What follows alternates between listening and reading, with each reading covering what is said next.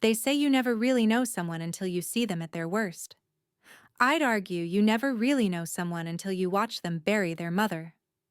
I'm talking about Richard Castellano, CEO, 6'2", custom suits that cost more than my monthly rent. The kind of man who signs documents without reading them because he pays other people to do that for him. For 14 years, I was one of those people. Executive assistant. Professional shadow. The woman who remembered his wife's birthday when he forgot. Who kept his calendar from imploding. Who made sure his espresso was exactly 167 degrees because anything hotter and he'd complain about burning his tongue. My name is Maya Restrepo, and this is the story of how I spent 3 years caring for a dying woman, only to discover that kindness has a price tag I never knew I'd have to pay. It started on a Tuesday in March 2019. I remember because it was the day after Richard's mother's 74th birthday party, one of those catered affairs at the country club where everyone wears pearls and pretends to enjoy rubber chicken. I'd organized the whole thing, of course. Found the caterer, coordinated with the florist, even tracked down that specific brand of champagne Eleanor Castellano had mentioned liking once in 1987. Richard showed up 20 minutes late, gave a toast that lasted 45 seconds, and left before dessert. The next morning, he called me into his office. "My mother has Alzheimer's." Just like that.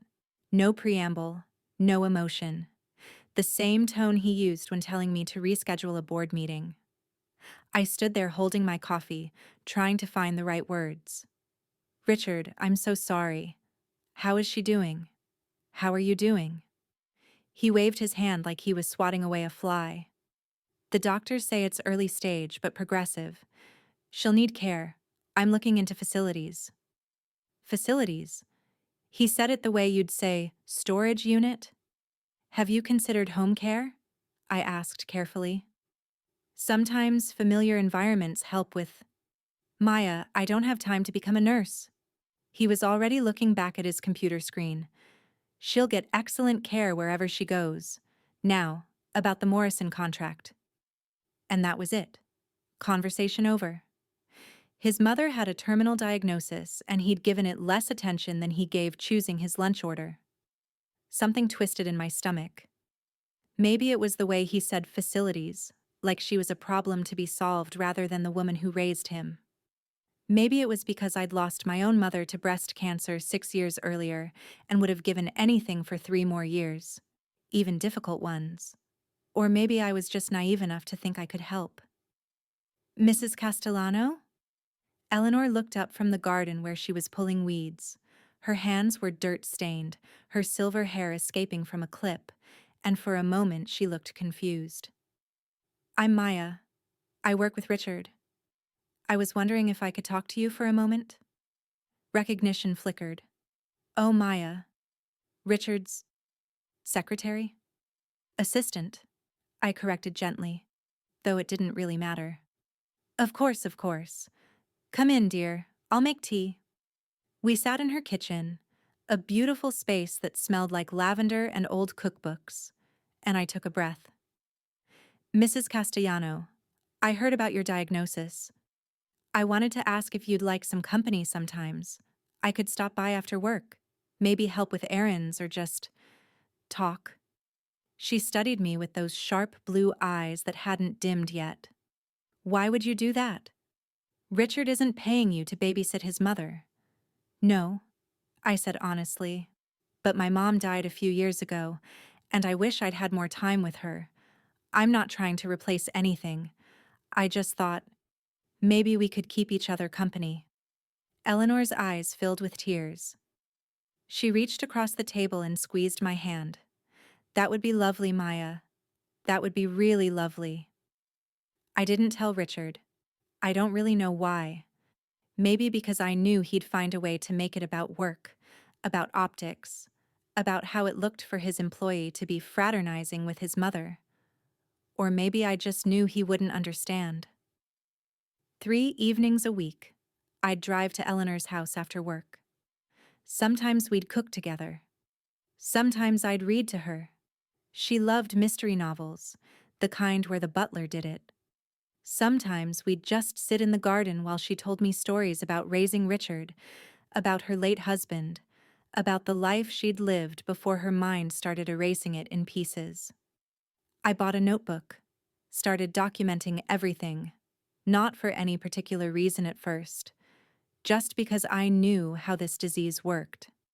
I knew there'd come a day when she wouldn't remember the stories, and I wanted someone to remember them for her. By 2020, the decline was visible. She'd forget our appointment times. I'd arrive and find her confused about who I was. Then 5 minutes later, clarity would return and she'd apologize profusely. "I'm sorry, Maya. It's like there's fog in my brain and sometimes it clears and sometimes it doesn't." "You don't need to apologize, Mrs. C. I'm just glad to be here." Richard, meanwhile, was busier than ever. The company was expanding. He was traveling constantly. He'd call his mother every Sunday. I knew because I'd put it in his calendar with 3 reminders, and the conversations lasted maybe 4 minutes. I never said anything. It wasn't my place. The pandemic hit in March 2020, and everything got harder. Eleanor couldn't have outside caregivers anymore. Too risky. Richard suggested moving her to a memory care facility, where they're equipped for this. I was on the call when he told her. Video conference. Very efficient. "Mom, we've found an excellent facility. They have a bed available next month." Eleanor's face crumpled. "But this is my home. Your father and I bought this house. I don't want to leave. It's not safe for you to be alone anymore." "Then don't leave me alone." The silence stretched. Richard's jaw tightened. "I'll call you next week, Mom. We'll figure this out." He hung up. 30 seconds later, my phone rang. "Maya, can you look into moving companies? We'll need to clear out the house by end of May." I sat there staring at my phone, something hot and sharp rising in my chest.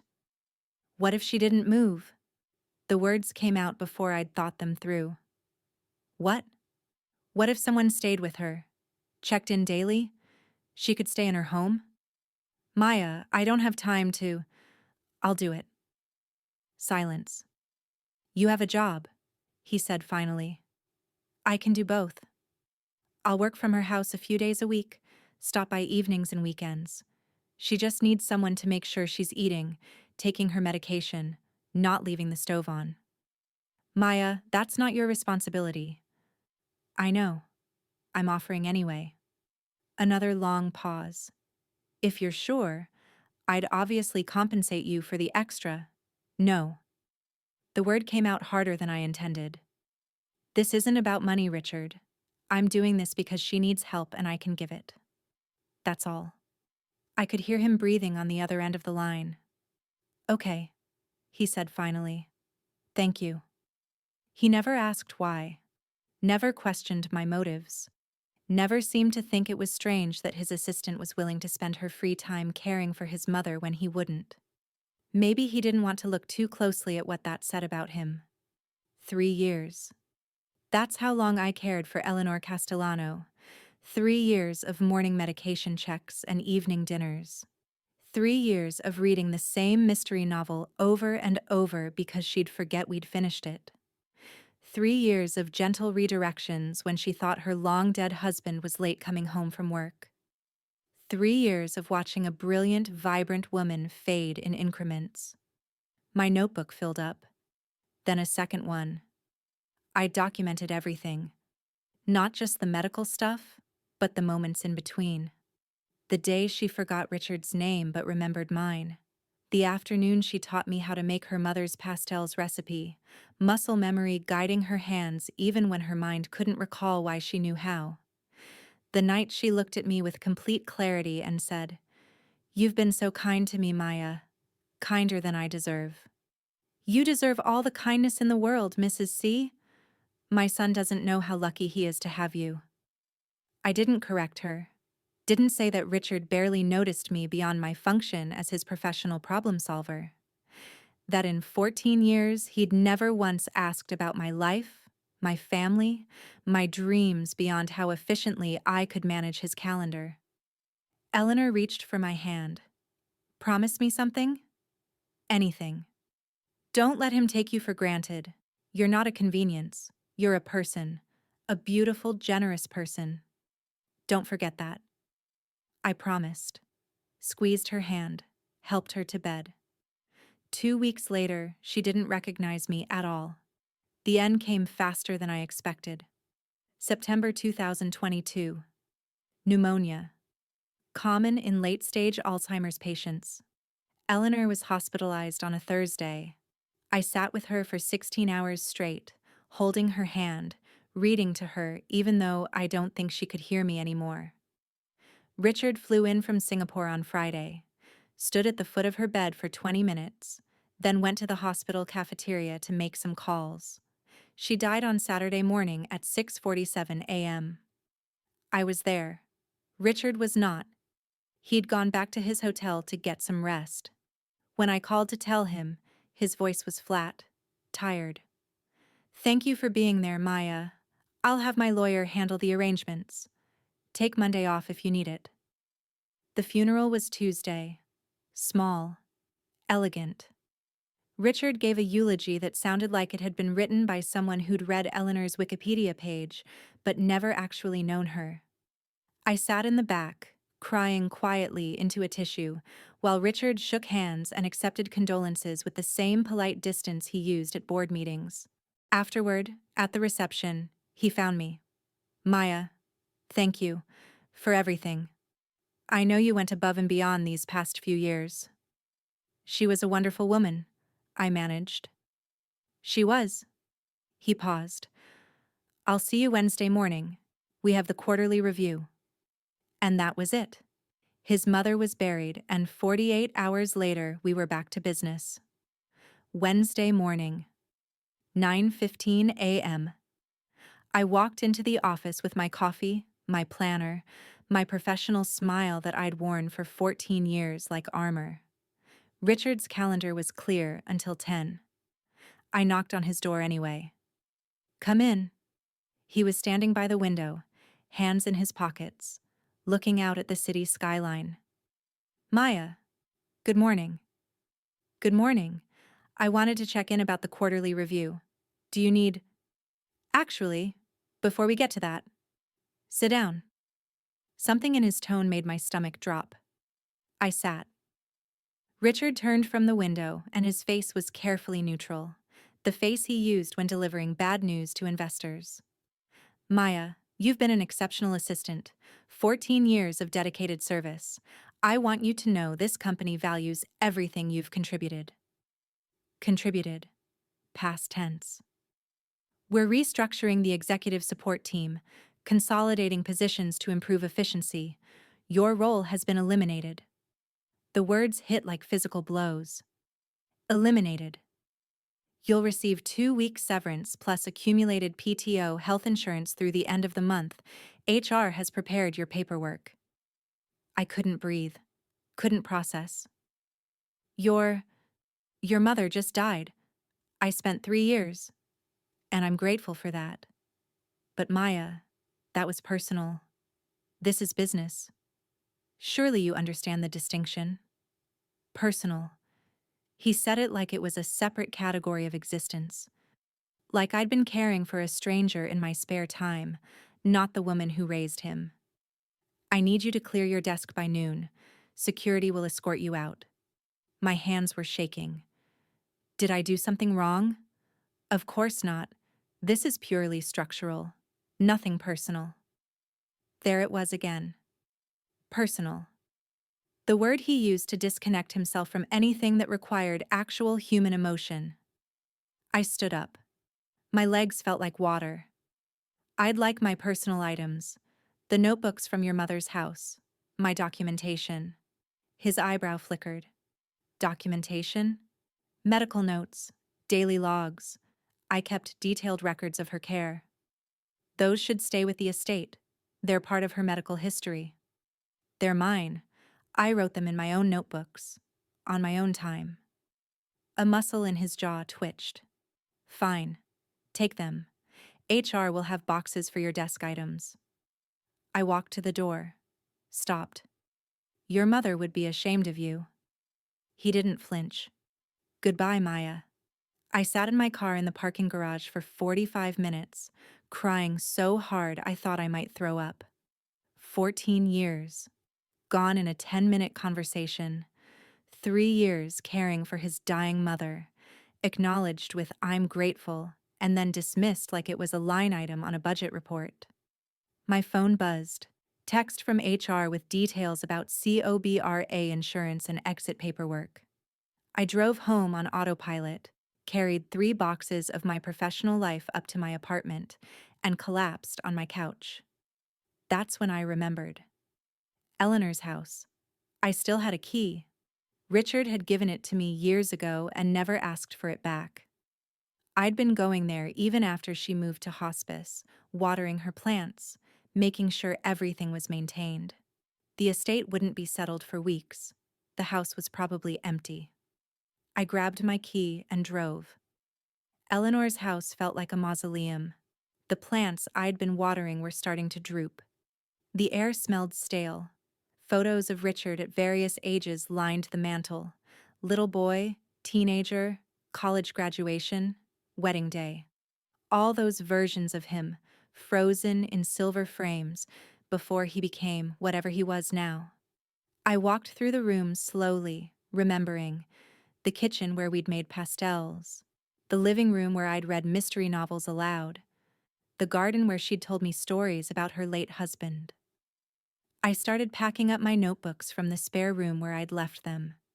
2 years of daily logs, medication schedules, doctor appointments, and in between, all the small moments that made up a life dissolving.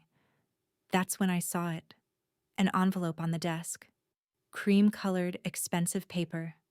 My name written in Eleanor's shaky handwriting on the front. Maya Restrepo. My hands trembled as I picked it up.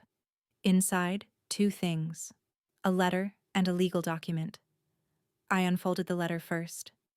My dearest Maya, if you're reading this, I'm gone. I'm sorry for that. Though by the time it happens, I probably won't remember enough to be sorry about anything. I need you to know something. I've been watching you these past 3 years. Even as my mind failed, I could see your kindness. You didn't have to do any of this. You chose to. My son, I love him. But I'm not blind to what he's become. Success hardened him. Or maybe he was always hard and I just didn't want to see it. After his father died, Richard changed. Money became his language and he forgot how to speak in anything else. You showed me more love in 3 years than he's shown me in the last 20. I wish that wasn't true, but it is. I've made arrangements. The house, this house that you've kept alive with your care, is yours now. My lawyer has the paperwork. I amended my will 6 months ago, while I still had the clarity to do it. Richard will be upset. He'll think you manipulated me. But he's wrong. You gave me your time when you didn't have to. You gave me dignity when I was losing everything else. You gave me the gift of not being alone. This isn't payment. You can't pay for what you gave me. This is simply an old woman making sure that the one person who loved her gets something back. Don't let him bully you. The will is ironclad. My lawyer made sure of it. Thank you, Maya, for seeing me when I was disappearing, for remembering me when I couldn't remember myself. You were the daughter I wish I'd had. With all my love, Eleanor. I read it 3 times, tears streaming down my face, before I even looked at the legal document. Last Will and Testament of Eleanor Castellano. Amendment, dated March 2022. The language was dense, but the meaning was clear. The house, 14 Brookside Drive, along with all furnishings and contents, was bequeathed to Maya Restrepo in recognition of extraordinary care provided to the testator during her final years. Estimated value, $1.2 million. Mortgage-free. I sat down on Eleanor's couch, my couch now apparently, and tried to process. She'd done this 6 months ago, while she could still sign documents, still make legal decisions. She'd planned this, knowing Richard would be furious, and she'd done it anyway. You were the daughter I wish I'd had. I cried until I had no tears left. Then I called a lawyer. James Chen had been my mother's attorney before she died. Kind eyes, sharp mind, the sort of person who billed fairly and returned calls promptly. Maya, it's been a while. What can I do for you? I explained everything. The job, the caregiving, the firing, the will. Can I email you the document? Please. I heard him typing as he read. A low whistle. This is ironclad.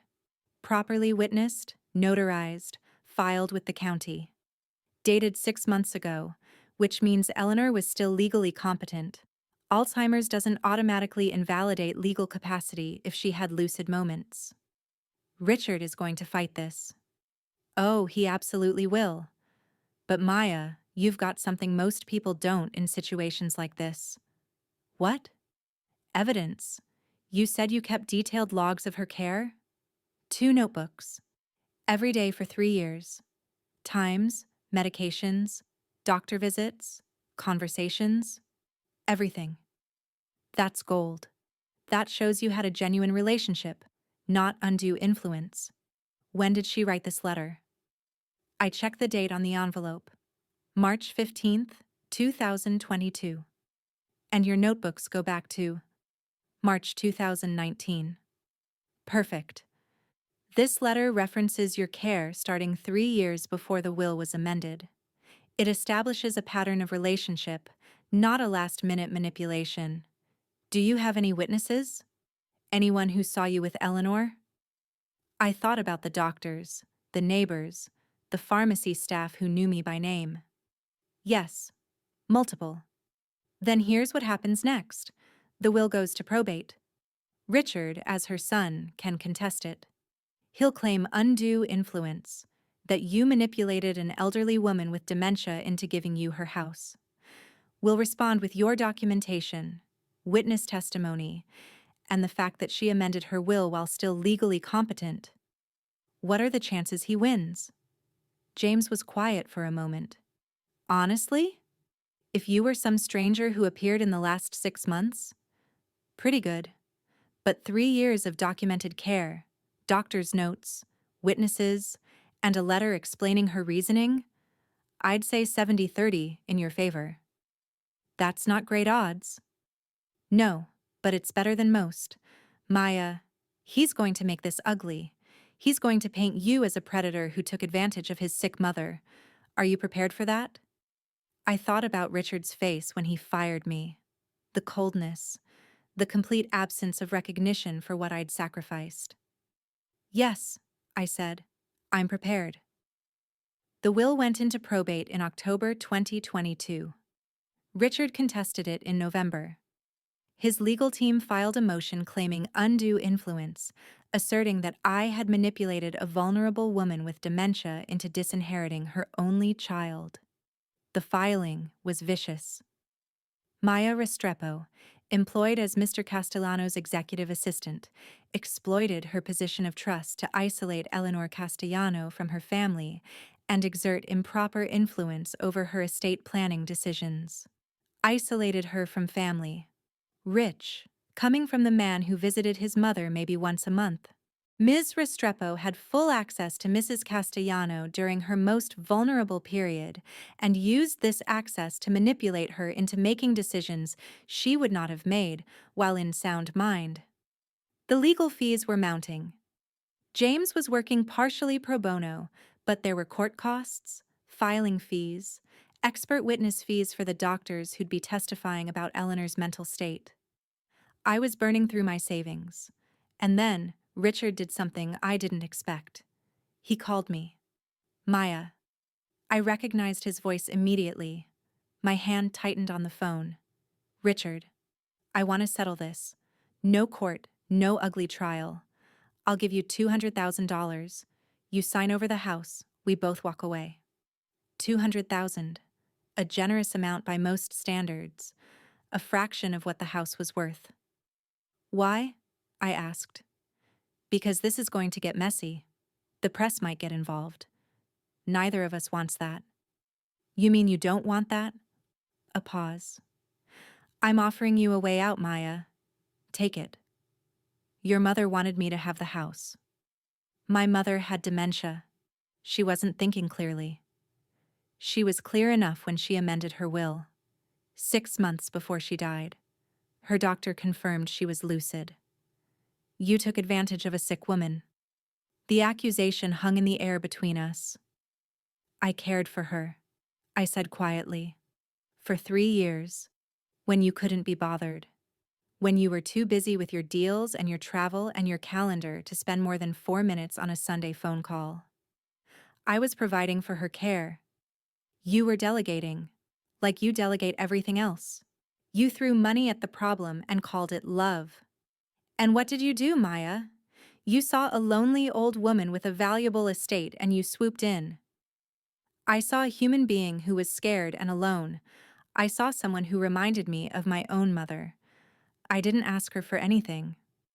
Then why did she leave you the house? Because I showed up. That's it. I showed up, Richard. Consistently. For 3 years. Not because I wanted something. Because she needed someone. His breathing was harsh on the other end of the line. The offer is $200,000, final. No. Maya, I'll see you in court. I hung up. My hands were shaking, but I felt something else too. Something sharp and clear. Certainty. The hearing was scheduled for February 2023. Discovery was brutal. Richard's lawyers demanded every communication I'd had with Eleanor, every document, every witness statement. I gave them everything. The notebooks, the photos, the medication logs, text messages from Eleanor thanking me for stopping by, voicemails I'd saved where she sounded happy, lucid, grateful. James interviewed 12 witnesses, doctors who'd treated Eleanor and noted my presence at every appointment, neighbors who'd seen me at the house regularly, the pharmacist who'd helped me manage her medications, the hospice nurse who'd watched me hold Eleanor's hand as she died. Every single one of them said the same thing. Maya Restrepo cared for that woman like she was her own mother. Richard's legal team, meanwhile, was building their case around timelines and capacity, arguing that by March 2022, Eleanor's dementia was too advanced for her to make rational estate decisions. But then we got the medical records. Dr. Sarah Okonkwo, Eleanor's neurologist, had conducted a cognitive assessment in February 2022, 1 month before the will was amended. Her notes were clinical but clear. Patient demonstrates fluctuating capacity, with periods of clarity interspersed with confusion. During today's evaluation, patient was oriented to time, place, and person, able to recall recent events and demonstrate understanding of complex concepts. Alzheimer's disease is progressive, but patient retains decision-making capacity during lucid intervals. James called me the day he received the records. Maya, this is huge. This proves she was competent when she amended the will. Richard's lawyers are going to have a hell of a time arguing she didn't know what she was doing. So we win. We have a strong case, but I need to prepare you for what's going to happen in that courtroom. Richard's lawyers are going to attack your character. They're going to make you sound calculating, manipulative. They're going to imply you isolated Eleanor deliberately. I didn't. I know. But they're going to try. Can you handle that? I thought about it. About sitting across from Richard in a courtroom while lawyers painted me as a predator. Yes, I said. I can handle it. The courtroom was smaller than I expected. Richard sat at one table with his legal team, 3 lawyers in suits that probably cost more than my car. I sat at another with James, wearing the one professional dress I owned that didn't have Eleanor's lavender scent embedded in the fabric. The judge was a woman in her 60s with sharp eyes and no patience for bullshit. Judge Patricia Hendricks. Richard's lead attorney, Marcus Thorpe, went first. Your Honor, this case is fundamentally about predatory behavior. Ms. Restrepo exploited a vulnerable woman with advanced dementia, isolated her from her family, and manipulated her into disinheriting her only child. The evidence will show a pattern of calculated behavior designed to secure financial gain. He was good, confident. He made me sound like a con artist. Then it was James's turn. Your Honor, this case is fundamentally about love, not romantic love, not familial obligation, but the kind of love that shows up. Ms. Restrepo spent 3 years caring for Eleanor Castellano. Not because she was paid to, not because she expected anything in return, but because she saw a woman who needed help, and she had the capacity to give it. Mrs. Castellano's will reflects her gratitude for that care. Nothing more, nothing less. The testimony began. Richard went first. He painted a picture of a devoted son whose busy career prevented him from being as present as he'd like. He described me as his trusted assistant who had access to his mother's home and finances. Did Ms. Restrepo ever discuss your mother's estate with you? Thorpe asked. No, which, in hindsight, seems deliberate. She kept her relationship with my mother separate from our professional relationship. Why do you think that was? Objection, James said. Speculation. Sustained. Thorpe tried again. When did you first learn about the amended will? After my mother's death. When the estate attorney contacted me. I was shocked. My mother had never indicated she planned to disinherit me. Disinherit is a strong word, Mr. Castellano. The will left you her financial assets, correct? The house was the only item bequeathed to Ms. Restrepo. The house was her primary asset, worth over $1 million.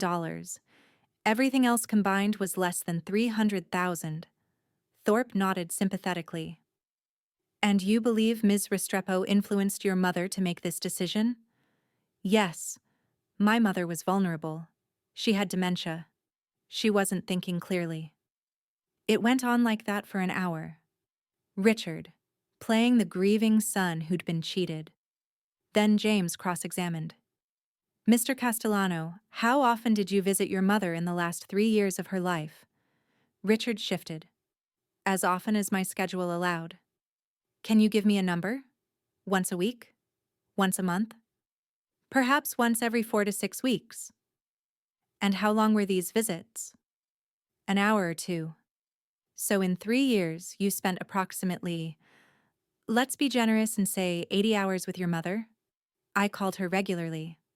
How regularly? Every Sunday. For how long? A few minutes. James let that sit. A few minutes every Sunday for 3 years. Meanwhile, Ms. Restrepo was spending 15 to 20 hours per week with your mother.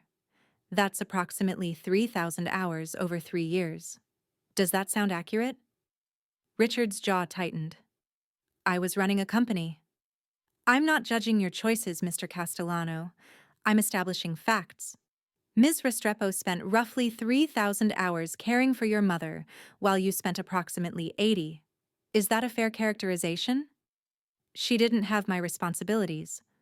No, she had yours. Your mother was your responsibility. Ms. Restrepo took it on voluntarily. Objection, Thorpe said. Argumentative. Withdrawn. Mr. Castellano, did you ever compensate Ms. Restrepo for the care she provided your mother? No, she refused payment. Why do you think she did that? I don't know. Could it be because she genuinely cared about your mother?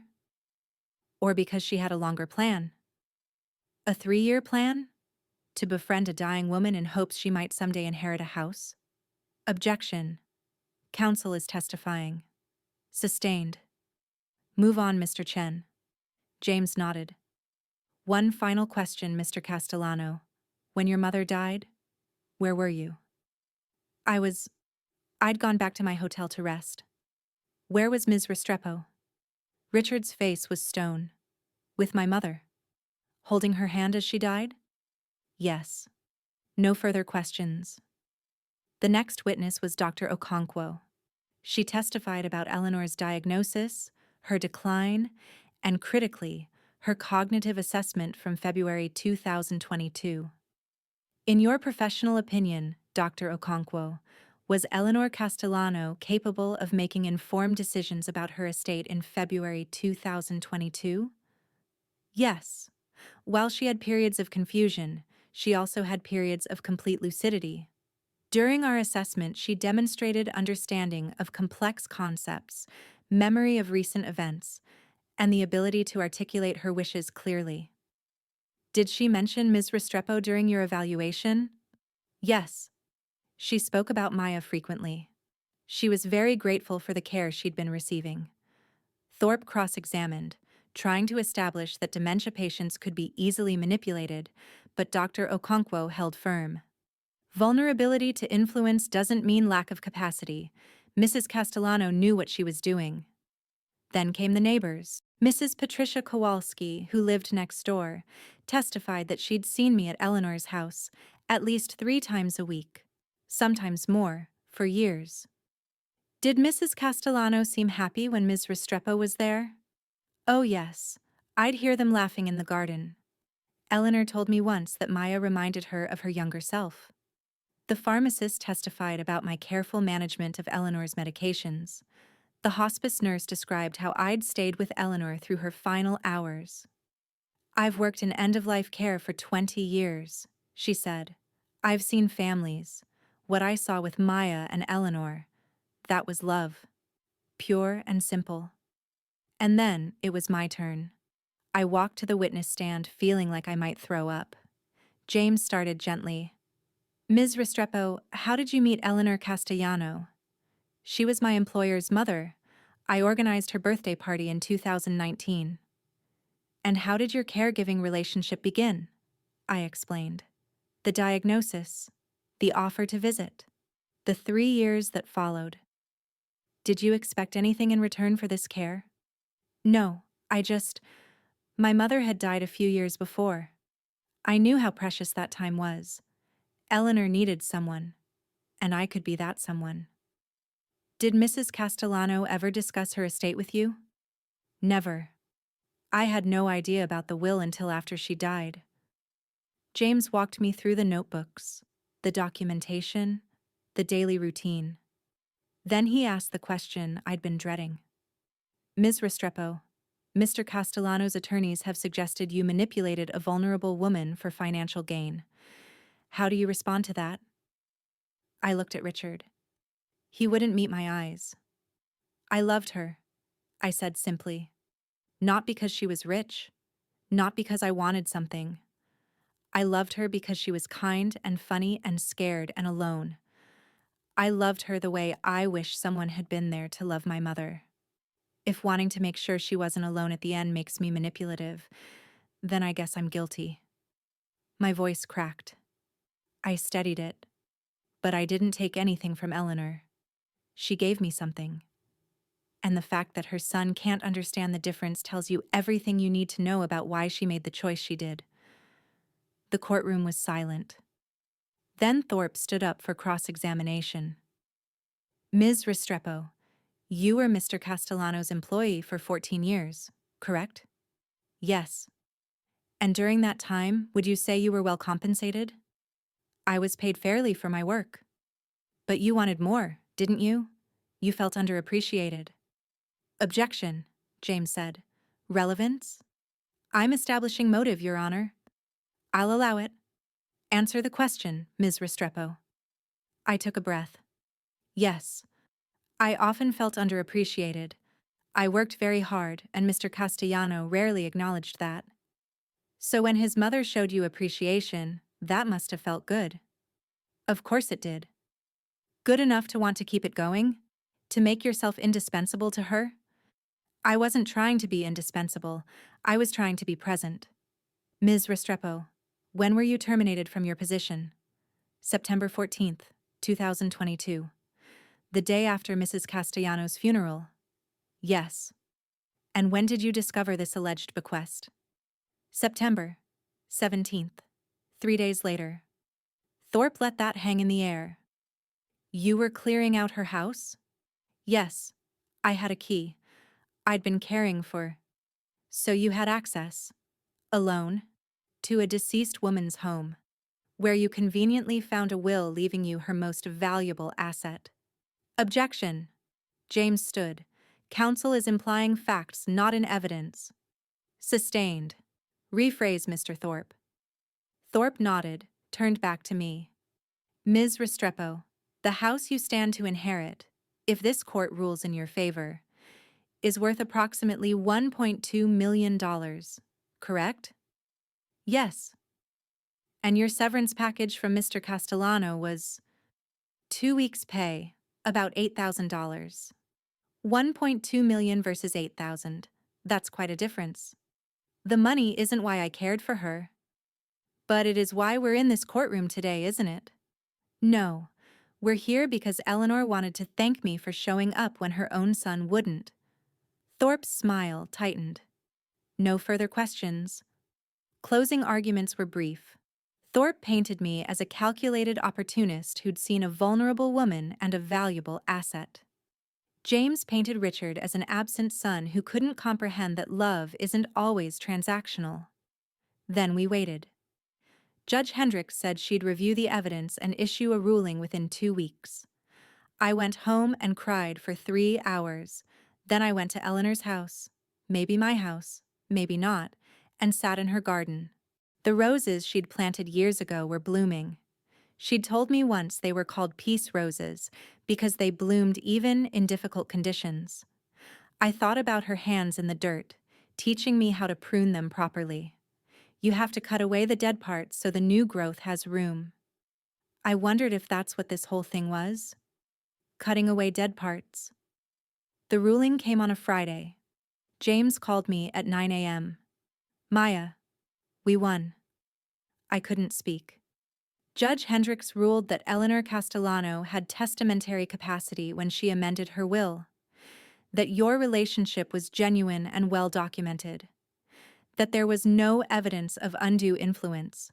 The house is yours. We won? You won. Congratulations. I sat down on my apartment floor and sobbed.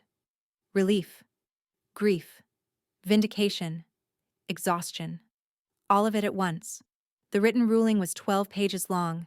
I read it 3 times. The evidence demonstrates that Miss Restrepo provided genuine, compassionate care to Mrs. Castellano over a sustained period. The assertion that this care was provided with ulterior motives is not supported by the record. Ms. Restrepo refused compensation, documented her care meticulously, and by all witness accounts, treated Mrs. Castellano with dignity and kindness. Mrs. Castellano's decision to bequeath her home to Ms. Restrepo appears to be a rational expression of gratitude for services that far exceeded anything she could have reasonably expected. The court finds no evidence of exploitation or undue influence. The will stands as written. Richard had 30 days to appeal. He didn't. I moved into Eleanor's house in April 2023. It felt strange at first, sleeping in her guest room, cooking in her kitchen, tending her garden. But slowly it started to feel like mine. I kept her photos up. The one of her and her late husband on their wedding day. The one of young Richard at his college graduation, before he became whoever he is now. I got a new job. Nothing glamorous. Administrative coordinator at a nonprofit. The pay was less than half what I'd made with Richard, but the people were kind. My boss remembered my birthday. Sometimes I sit in Eleanor's garden, my garden, and read mystery novels aloud, even though no one's listening. Sometimes I imagine her there, hands in the dirt, telling me I'm doing a good job with the roses. 6 months after the ruling, I got a letter. No return address. Postmarked from New York. Inside, a single sheet of paper. Maya, my mother's lawyer, contacted me regarding some personal effects that were left to me. Among them, I found her journal from 2022. She wrote about you. About how you made her laugh. about how you never treated her like she was broken, even when she was forgetting everything. She wrote, Maya is the daughter I wish Richard had been. Patient, kind, present. I hope he understands someday why I did what I did. I don't know if I understand, but I think I'm starting to.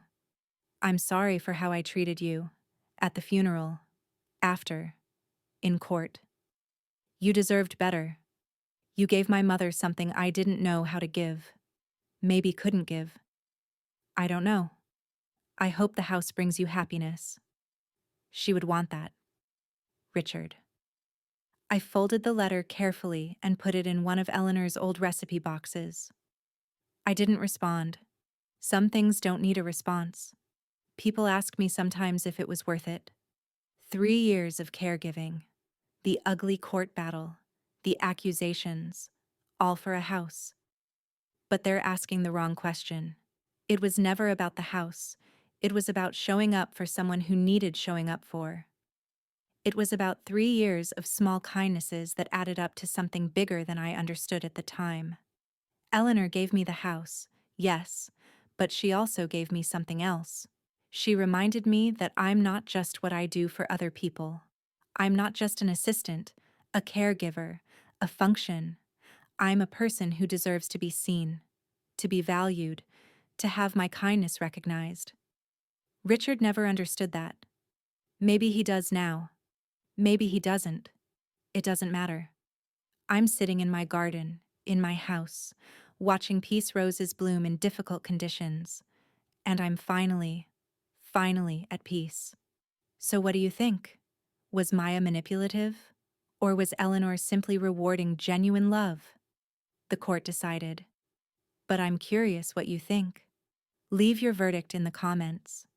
And if this story reminded you that kindness always has value, even when it's not immediately repaid, hit like and subscribe for more The Quiet Reckoning uploads. Until next time, remember, they never see it coming.